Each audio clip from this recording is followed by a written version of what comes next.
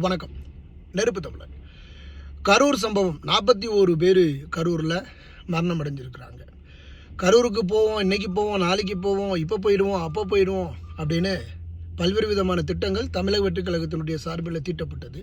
அங்கே இருக்கக்கூடிய மாவட்ட நிர்வாகிகள் எல்லாம் போய் அதுக்கான வேலைகள்லாம் செஞ்சுக்கிட்டு இருந்தாங்க. ஆனாலும் கடைசியாக மறுபடியும் கரூருக்கு போனார்னா ஊடகங்கள் வராதிங்க, தனியார் மண்டபத்துக்கு போகணும், காவல்துறை அதிகாரிகளினுடைய பாதுகாப்பு வேணும், மாநில அரசினுடைய பாதுகாப்பு வேணும், அப்படி இப்படின்னு பல்வேறு விதமான பஞ்சாயத்துகள் வரும். மறுபடியும் கூட்ட நெரிசல் வரும். மறுபடியும் ஒரு உயிர்பலியினுடைய துக்கத்தை கேட்க போய் மறுபடியும் துக்கம் வரக்கூடிய வாய்ப்பு இருக்குது. அப்படிங்கிறதுனால விஜய் அந்த 41 குடும்பங்கள்லையும் தரது ஒரு 3 பேர் 4 பேர் வாங்க சந்திப்போம் அப்படின்னு சென்னையில் ஒரு தனியார் மண்டபத்தில் சந்திக்க போவதாக திட்டம் தீட்டியுள்ளார். இதற்கான மாவட்ட நிர்வாகிகள் எல்லாம் மக்கள்கிட்ட சொல்லிட்டாங்க, உங்கள் குடும்பத்திலலாம் தயாராகிருங்க.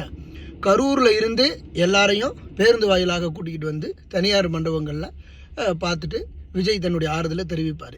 இதுதான். இதை நீங்கள் எத்தனை பேர் வேணாலும் எப்படி வேணுமானாலும் அவதூறாக பேசலாம், கேவலமாக பேசலாம். ஆனால் இதுதான் நடைமுறையில்.